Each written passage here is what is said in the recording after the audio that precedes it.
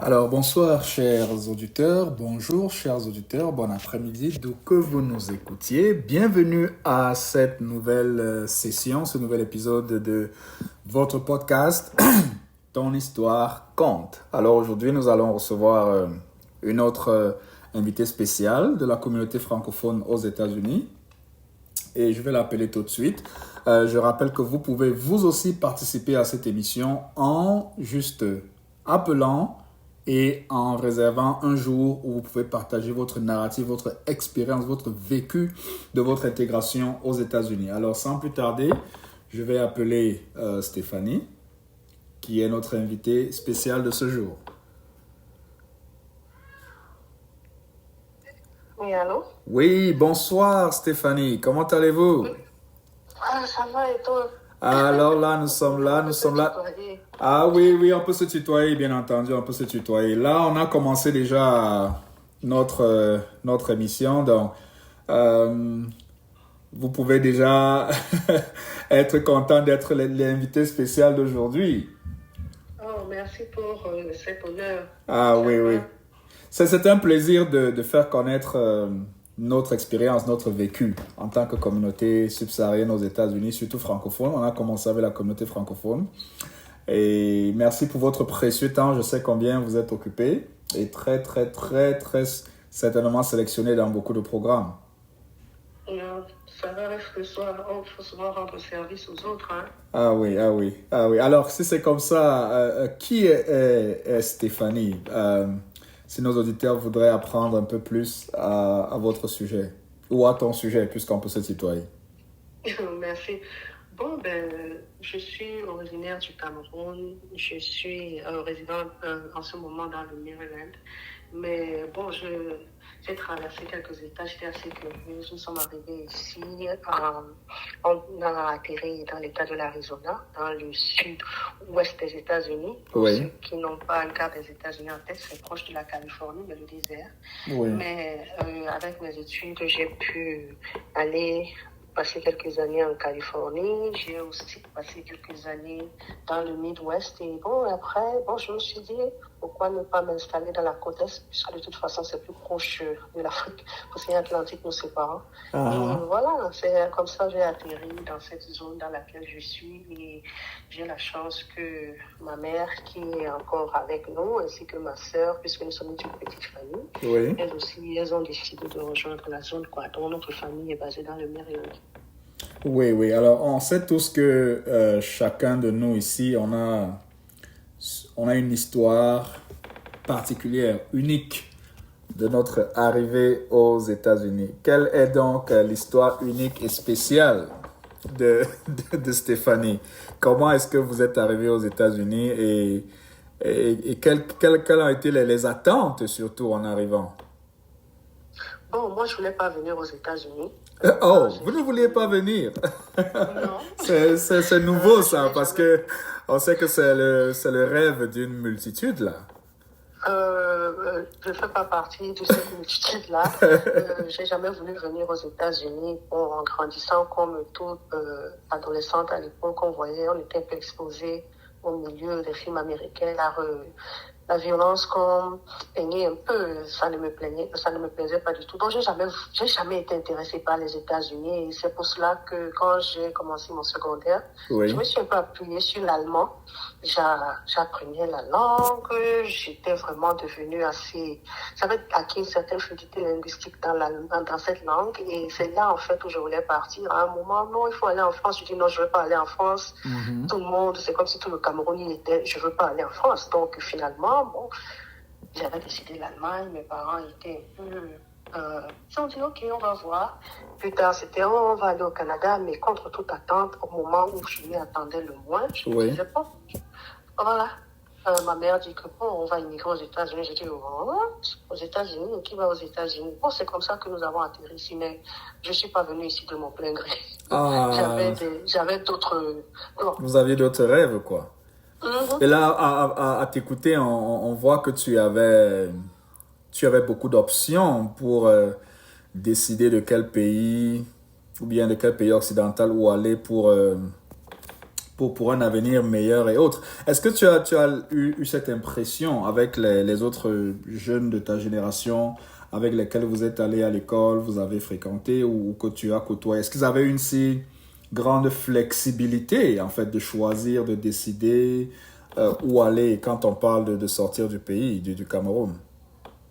Bon, en fait, il faut dire que moi, je ne voulais pas sortir du Cameroun. C'est les circonstances familiales qui m'ont poussé à suivre un peu ma mère. Oui. Mais j'ai été étudiante au lycée Jossa Douala et j'ai eu la chance d'avoir parmi mes camarades de classe des enfants qui venaient de familles assez fortunées, pas fortunées dans le genre super, super riche, mais qui venaient de ce qu'on appelle en équivalent américain la classe moyenne, et pas la petite classe moyenne. La classe moyenne qui est au-dessus. J'avais des camarades qui passaient toutes leurs vacances en France, en Allemagne, au Canada, des gens qui voyageaient tout le temps. Et qui revenaient avec des habits, des parfums, des habits, des chocolats parfois, qui faisaient un peu rêver de l'Europe, quoi. Oui, j'avais de la famille qui m'envoyait des choses, des petits biscuits, des petits produits de beauté, tout ça là. Ouais. Mais ça n'a jamais été mon rêve de sortir. C'est que c'est les circonstances. Quand je suis arrivée en Afrique de l'Ouest, je suis passée par la Côte d'Ivoire, j'ai beaucoup aimé. J'ai aimé Abidjan, j'ai dit non, mais c'est beau de sortir, quoi, en fait. Oui, mais là, toujours mal. Oui, mais là tu soulèves un point assez intéressant. Est-ce que selon ton avis, ta compréhension, la plupart des jeunes n'aimeraient pas sortir, mais ils sont un peu contraints par les circonstances, peut-être pas familiales, peut-être d'autres circonstances, qui les amènent à rêver de quitter pas seulement le Cameroun, l'Afrique, parce qu'il y a quelque chose dans l'environnement qui leur dit peut-être mon avenir serait mieux ailleurs. Bon, il faut reconnaître que je ne vais pas pouvoir, je vais pas me faire passer pour la porte-parole de tous ces jeunes. Non, bien entendu. On est dans un podcast, donc c'est vraiment un partage d'opinion. C'est notre narratif, c'est notre vécu. C'est ce qui est vrai et qui a été vrai uniquement pour nous et pour les gens que nous avons côtoyés, parce qu'on a côtoyé des gens avec des histoires vraies dont on peut attester leur vécu, quoi. Oui, c'est vrai. Bon, dans mon cas, j'avais vraiment pas beaucoup de camarades qui voulaient sortir. Par contre, ils voulaient garder cette mobilité. Ils voulaient être capables de sortir, voyager, visiter le monde, mais tout le monde, plus ou moins, aspirait à rester au Cameroun. C'est plus on approchait des années bac que l'on s'est dit, OK, bon, l'université, est-ce qu'on aura des opportunités d'emploi et tout avec l'environnement sociopolitique dans lequel on baignait. On a commencé plus ou moins à changer d'avis.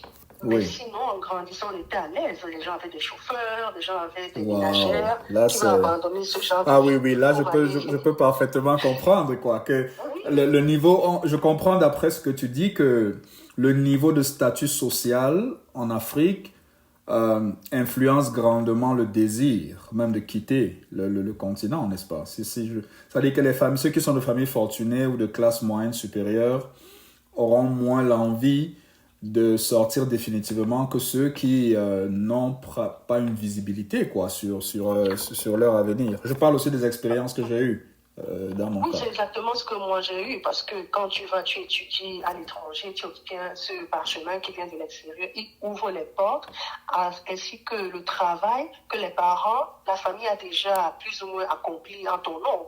Donc tu peux trouver un poste, tu peux vraiment t'établir et jouir de tous ces avantages dans lesquels tu as grandi quand tu viens d'un certain milieu. Par contre, quand tu viens des classes un peu plus, qui sont un peu plus difficilement... qui sont un peu plus dans la précarité, quoi, dans les difficultés financières, sociales et matérielles, oui. Oui, exactement ça. C'est une autre perspective qu'il faut donner à cette équation-là. Oui. Je m'excuse, mon français, souvent, c'est... Non, je crois qu'on se comprend. On se comprend tous. Alors, ça, c'est très impressionnant. Alors, on retient seulement juste en introduction comme ça que le contexte de se déplacer, ce n'est pas toujours un rêve pour tout le monde. D'aller en Occident ou de venir aux États-Unis, ça dépend fortement des situations, des contextes économiques et socio-culturels. Alors comme ça, vous arrivez, juste une petite comparaison, vous avez fait l'Afrique de l'Ouest, si je me rappelle bien, ensuite vous arrivez aux États-Unis, vous êtes à la côte Ouest, ensuite vous venez à la côte Est. Quand vous faites une comparaison de la vie que vous avez vécue dans ces différents milieux. Lesquels préférez-vous et surtout pourquoi? C'est-à-dire que si quelqu'un devait quitter le Cameroun aujourd'hui et venir aux États-Unis, lui recommanderez-vous la côte de l'Ouest, la côte de l'Est ou d'autres parties du pays? Bon, aujourd'hui, il faut reconnaître que le coût de vie est presque le même parce que j'ai des amis qui sont toujours établis dans la côte ouest. Mais si on met tout dans une certaine équation, moi, j'aurais dire à la personne, OK, il faut essayer un peu les États où le niveau de vie est assez bas, comme l'État du Michigan, dans lequel je suis passée. Bon, c'est vrai qu'il fait très froid, c'est à côté du Canada. Oui. Mais par exemple, l'Arizona aussi, c'est vrai, il fait très chaud, on ne peut pas tout avoir. Mais le niveau de vie est assez bas comparé aux côtes. Parce que même quand on est sur la côte ouest, la Californie, qui est juste à côté de l'Arizona, est très chère. Oui. Mais si c'est pour la communauté, un sens où on peut se sentir un peu dans le milieu africain, bon, la côte est, il va de soi à New York, l'État du Maryland, mais quand on va en Géorgie, il y a beaucoup d'Africains sur la côte est. Mais moi, j'aurais dit à la personne, si tu veux essayer d'éviter un peu, avoir un sentiment de changement, Oui. il faut aller dans des États où la population africaine n'est pas très concentrée. Oui. Pour avoir ce sentiment de changement, pour pouvoir établir un certain chemin et plus tard voir où on veut s'établir, si c'est dans un milieu où il y a beaucoup d'Africains ou pas. C'est ce que je voudrais donner comme conseil parce que chaque point est différent avec ses avantages et aussi des problèmes qui y sont attachés. Oui, oui. Alors là, vous avez mentionné le cas de changer et de rencontrer des communautés pas africaines pour mieux s'intégrer. Si tu devais comparer la différence entre quelqu'un qui choisit de rester seulement avec les communautés africaines et une personne qui se frotte avec les personnes d'autres communautés, quelle est la différence par rapport aux opportunités de succès et de réussite? Bon, personnellement, je me dis que les deux ont des avantages et des inconvénients, mais pour les opportunités de réussite, moi je dis va de soi, il faut se côtoyer à d'autres. Les États-Unis, c'est un pays où plusieurs races, ethnicités, tout ce monde-là se mélange. On ne peut pas rester vivre comme si on était dans un silo. Il faut vraiment côtoyer les autres tout en sachant ce qu'on veut apprendre des autres et ce qu'on veut donner aux autres. Parce qu'en fait, c'est un échange. Oui. Quand on côtoie les autres communautés, il faut savoir qu'on va aussi donner. C'est pas simplement du recevoir. Malheureusement, certaines personnes ont tendance à vivre dans cette éthique, oh, recevoir, je ne fais que recevoir, mais on ne donne rien. Et là, ça peut créer un peu un sentiment de frustration, et ça peut même donner des frictions qui n'ont pas besoin d'être là. Alors, comme on est dans un podcast, la suite, c'est justement de dire si vous avez un cas particulier qui vous a marqué quand vous êtes arrivé aux États-Unis pendant votre intégration, un cas comme ça où vous avez soit subi des personnes qui prenaient uniquement, ou peut-être dans l'ignorance, peut-être c'est vous qui preniez sans vous en rendre compte, et puis un jour, vous vous rendez juste compte qu'il y a des chuchotements un peu partout là, dans la communauté.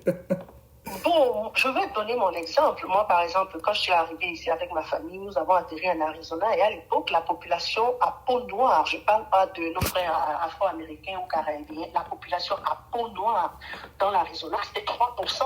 Et c'est un vaste état. Oui. Donc, ce qui faisait que quand tu prends le bus, tu vois une personne à peau noire, tu avais l'impression que tu avais gagné la loterie. Oh là donc, quand j'ai quitté l'Arizona et je suis allée en Californie, j'ai eu un choc culturel parce que je suis allée en Californie, mais en Californie du Nord à San Francisco. Oui. Et je me suis retrouvée en Asie. J'ai dit, waouh, il y avait autant d'Asiatiques dans ce coin. Donc, ça m'a fait un petit choc parce que je suis quittée dans un état où il y avait beaucoup plus de Blancs et de Latinos. Et maintenant, je me retrouve dans une communauté asiatique avec beaucoup d'Asiatiques, Philippins, Chinois, Japonais. C'était vraiment un méli-mélo, quoi. Donc, ça m'a fait un choc, mais je me suis adaptée. Et l'autre point, c'est que quand j'ai quitté la Californie, je suis allée à Detroit, dans le Michigan. Je me suis vu que j'étais comme au Cameroun, il n'y avait que des Noirs tout autour. Donc ça aussi, ça m'a fait un peu... Je me dis, mais en fait, il y a des petits... Selon les écosystèmes dans lesquels on est, on peut naviguer juste dans une certaine communauté ethnique ou raciale, ou bien on peut se forcer à sortir de là pour avoir des opportunités. Moi, ça m'a permis de me lancer dans le bénévolat. Si aujourd'hui, j'aime le bénévolat, c'est justement parce que je voulais en apprendre des autres communautés. J'ai commencé en Californie par le bénévolat simple. Et c'était virtuel à l'époque. Après, c'est devenu, en personne et en présentiel, comme on dit. Et après, j'ai continué toute ma vie si j'ai développé cet amour du bénévolat aujourd'hui, c'est grâce justement à mon désir de vouloir en apprendre sur les autres communautés qui m'entourent. Oui, alors là, justement, on continue parce que il est question peut-être d'aider ceux qui nous écoutent à comprendre. Quand vous êtes arrivé aux États-Unis, quel a été votre parcours d'insertion sur le plan professionnel? Est-ce que vous avez dû retourner à l'école? Justement, est-ce que le bénévolat a contribué à faciliter votre insertion dans la recherche de l'emploi et les facilités d'insertion professionnelle? Comment est-ce que cela s'est passé? Bon, quand je suis arrivée aux États-Unis, j'avais déjà 2 années j'avais déjà accompli 2 d'année universitaire, quoi.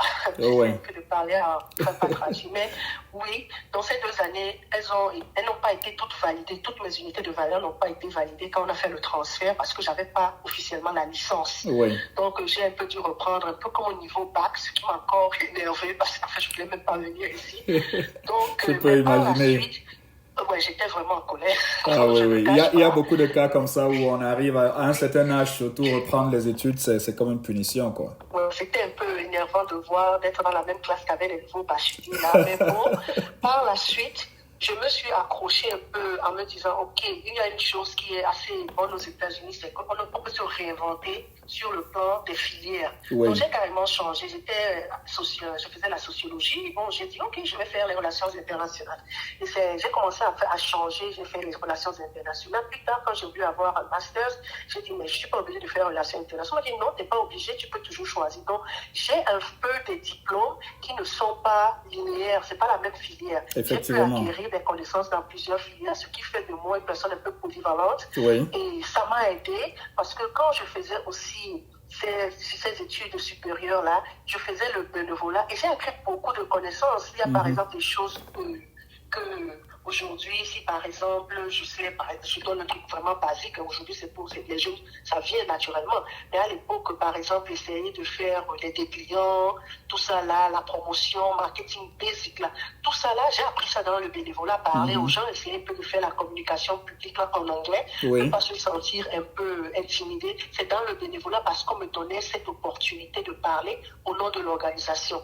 Donc il y a des connaissances qu'on peut acquérir dans le bénévolat et juste pour parler, si quelqu'un veut faire une demande d'emploi ici à travers, pour ceux qui ont déjà obtenu la citoyenneté bien sûr, ils veulent travailler dans le service fédéral, ce qu'on appelle le gouvernement fédéral, oui. Le gouvernement fédéral prend en compte l'expérience acquise dans le bénévolat. Effectivement. Donc, c'est pris en compte. Donc, c'est certaines personnes qui négligent cela, mais c'est très important parce qu'en fait, ces expériences acquises là tout au long, quand on les cumule, elles font de vous une meilleure personne, un meilleur professionnel. Oui, c'est ce que les Américains appellent life experience, c'est-à-dire les compétences que vous avez apprises dans la vie et qui sont transférables dans le domaine de la compétence technique dans un secteur, dans un autre domaine. Je pense qu'on aura certainement l'occasion de parler de tous ces aspects quand on va parler des volets, comment trouver un emploi, comment faire un résumé, parce que beaucoup ne savent pas comment écrire le narratif de leur expérience, même de bénévolat. Et justement, on en vient à votre expérience parce que je sais que vous êtes aussi une femme entrepreneuse ici. Comment est-ce que votre expérience en tant que femme entrepreneuse ici aux États-Unis est en train de contribuer à votre succès et à votre intégration? Et dans quel secteur d'entrepreneuriat particulièrement est-ce que tu es en train d'exercer? Bon, en fait, il faut souligner que je suis tombée dans l'entrepreneuriat juste encore à travers le bénévolat. Ah, tu vois, c'est dit que finalement, on doit faire même une session sur comment être bénévole aux États-Unis, là, parce que la façon avec laquelle tu mets l'emphase sur ce côté, je voudrais rappeler aux auditeurs que c'est aussi l'équivalent on dit souvent volontariat, bénévolat, c'est souvent, ça s'interchange. Oui, allez-y. Donc, pour mon expérience est vraiment simple, c'est que je travaillais comme coach académique et j'ai vu un peu les difficultés que les parents, surtout africains, avaient pour comprendre le système éducatif africain. Et quand j'ai vu ça, j'ai dit, mais c'est pas possible, il y a tellement d'informations disponibles, mais j'ai réalisé la barrière linguistique et surtout les Africains quand on vient ici, surtout les premières années, on n'a vraiment pas le temps, on veut juste avoir un gain qui est assez stable. Donc j'ai écrit un livre dans lequel je donnais un peu de directives. Tu peux donner le titre de ton livre, hein, et comment est-ce que les auditeurs peuvent se l'approprier. On est là pour le partage vraiment, donc sens-toi libre. Le livre, c'est The Immigrant Guide to the American Educational System from High School to College. Et je l'ai écrit, il a été publié en 2017 et oui.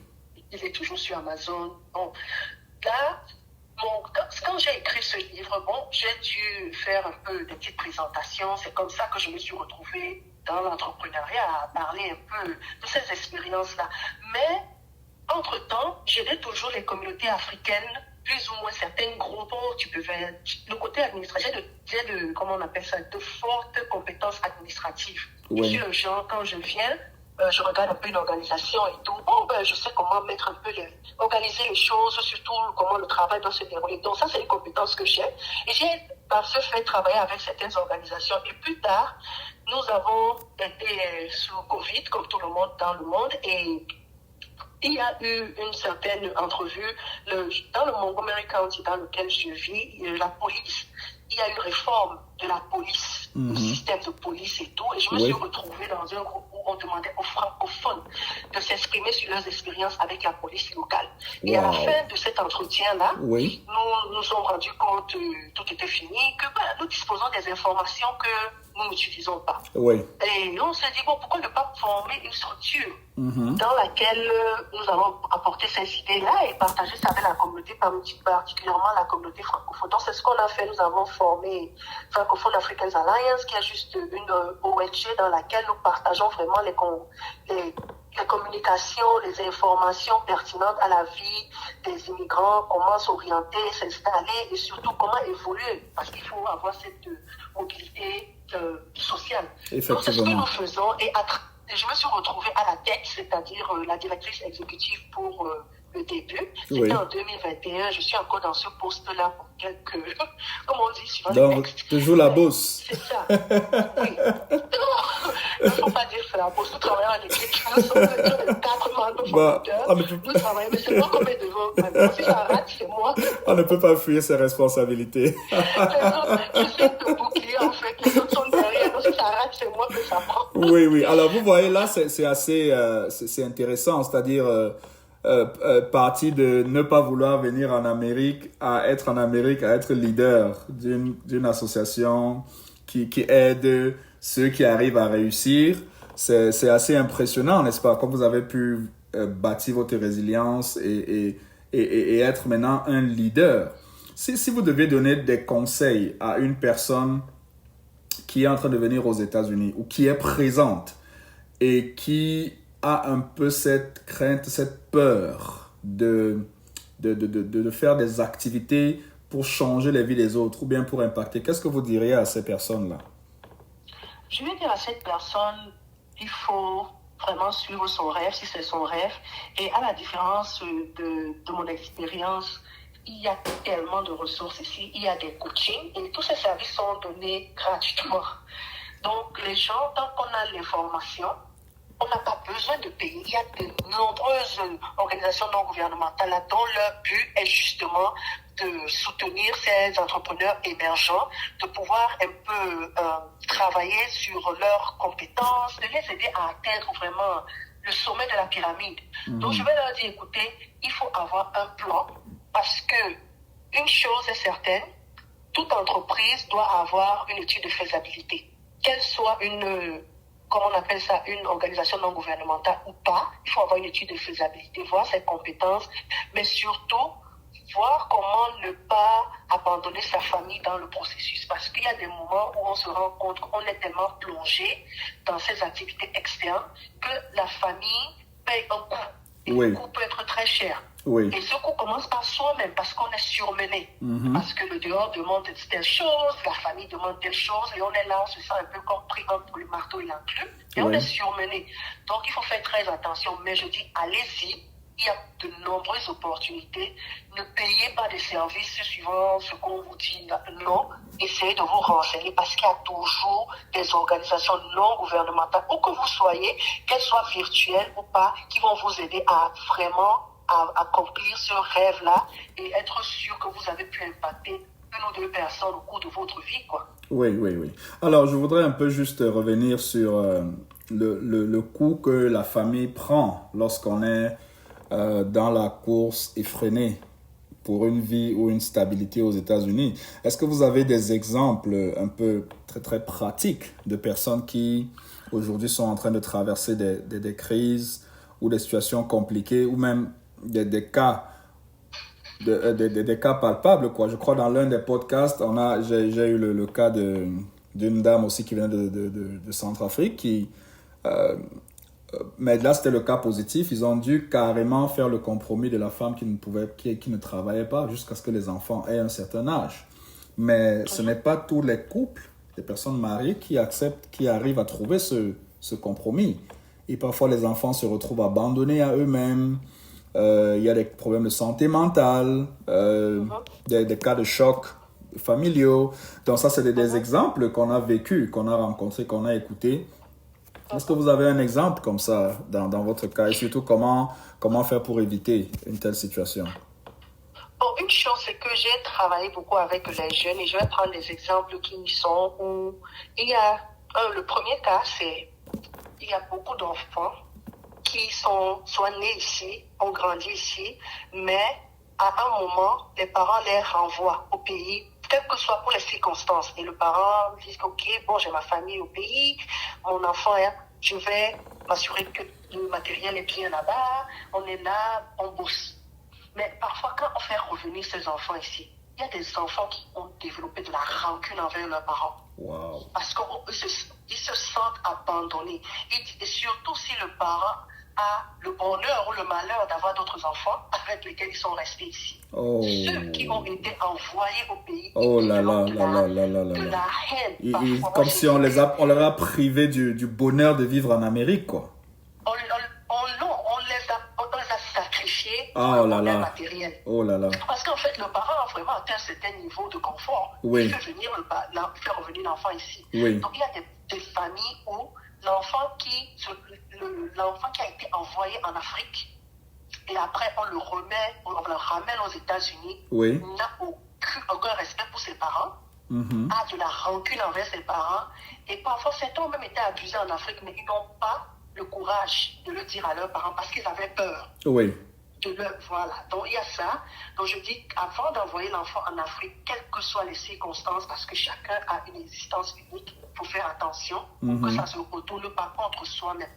La deuxième chose que j'aimerais préciser, toujours dans le cas des jeunes, c'est qu'il y a des parents qui travaillent tellement de longues heures et comme on dit à partir de 12 ans, l'enfant peut rester seul à la maison. Oui. Il y a des enfants qui s'engagent dans des activités qui mènent à la destruction presque de la famille. Oui. Il y en a qui se livrent à la débauche. Oui. Il y en a qui s'abandonnent dans la promiscuité. D'autres sont là dans des trafics bizarres. Et certains finissent même en prison. Oui. Les parents n'en parlent pas. Parce qu'on a honte. On a un certain statut social, on conduit certaines voitures, on habite dans certains milieux. Donc, avoir un enfant en prison ou bien qui prend de la drogue. Donc, tout ce que je veux dire, c'est quoi? C'est que on est tous tiraillés de part et d'autre. Mais n'oubliez pas ces enfants. Parce que si vous laissez, comment on dit, si vous ne jouez pas votre rôle comme il se doit, quelqu'un d'autre va s'infiltrer dans cet espace que vous laissez là. Et ça peut être vraiment dévastateur pour tout le monde, quoi. Oui, oui. Et pour appuyer le cas des enfants qui se livrent à des activités généralement de délinquance à l'insu des parents, pas plus tard que récemment, j'ai entendu parler d'une famille. En fait, les parents n'en ont entendu parler que lorsque la police s'est présentée devant leur maison.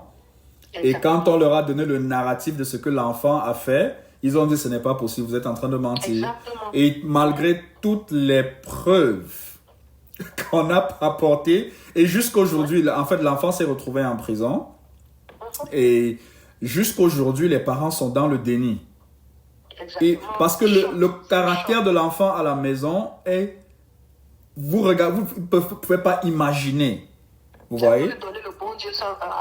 Effectivement, parce que l'enfant avait été laissé à lui-même et dans cette poursuite effrénée, il y a eu cette perte de vue, de visibilité sur ce que l'enfant fait. Et quand ils ont même les preuves des vidéos, des photos, des témoignages, ils n'en reviennent pas parce qu'ils se disent qu'est-ce qui se passe? Oh, merci beaucoup, Stéphanie. Ce qui est assez pertinent avec ce que nous faisons avec ce podcast, c'est vraiment d'aider ceux qui sont ici et qui se disent qu'ils traversent leur histoire de manière isolée et seuls, de savoir qu'ils ne le sont pas. Il y en a d'autres qui ont traversé ces histoires. Certains ont réussi à les surmonter, certains pas. Et on veut leur donner l'opportunité de pouvoir parler de cette expérience, peut-être pour aider les autres à apprendre des leçons, mais aussi pour faire du référencement. On peut avoir quelqu'un dans la communauté qui a la compétence professionnelle ou bien un réseau de compétences qui peut apporter une expertise. Et on voudrait aussi que nos frères, nos sœurs, nos amis qui sont restés en Afrique et qui ont l'image hollywoodienne, et je le redis dans chaque podcast, qui ont l'image hollywoodienne de l'Amérique, nous voulons les aider à avoir vraiment le vécu des personnes vivant dans l'Amérique, le narratif. Et ce que tu as dit est tellement pertinent que j'invite vraiment les personnes qui nous écoutent, s'ils aimeraient partager leur version de ce narratif, à vraiment nous contacter. Alors, merci beaucoup. Là, on est à plus de 30 minutes. Tellement ce que Stéphanie avait à dire était tellement riche, tellement important. Je peux te rassurer que... Mon anglais trébuchait tout le temps sur le français. Non, c'était excellent. Merci beaucoup pour ce temps. On peut aller dans d'autres détails, mais certainement, tu reviendras quand on aura des thèmes un peu plus spécifiques. Par exemple, comment utiliser le volontariat dans la rédaction de son résumé. Je pense qu'on fera pas seulement un podcast, mais on aura l'occasion de pouvoir même organiser des sessions avec des personnes pour les aider à travailler ce narratif-là. Parce que c'est ce qui est généralement ce qui est négligé. Merci beaucoup encore d'avoir été notre invité à ce podcast. Ton histoire compte. C'était un plaisir. Et surtout, n'oublie pas de nous envoyer 1-2 personnes. Mais ton histoire est poignante. Ça peut aider quelqu'un. Ça peut aider une famille. Ça peut aider un jeune. Ça peut aider un enfant. Ça peut aider quelqu'un qui est en train de venir en Amérique et qui a besoin d'avoir la version de ceux qui sont sur le terrain, comme on dit souvent. Bien sûr.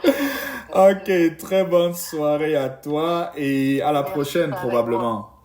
Ok, merci. Bye. Ok, bye bye. Alors, très chers auditeurs, j'espère que vous avez apprécié cette version très riche du narratif de la vie africaine aux États-Unis par Stéphanie. Et je rappelle que vous pouvez nous contacter à tout moment, laisser un message si vous voulez participer à ce podcast pour vraiment édifier ceux qui sont autour de nous dans ce pays comme ailleurs, qui viennent de découvrir le vécu de ce que nous traversons ici aux États-Unis. Alors à la prochaine dans un autre épisode de podcast, Ton histoire compte. Ciao, bye bye.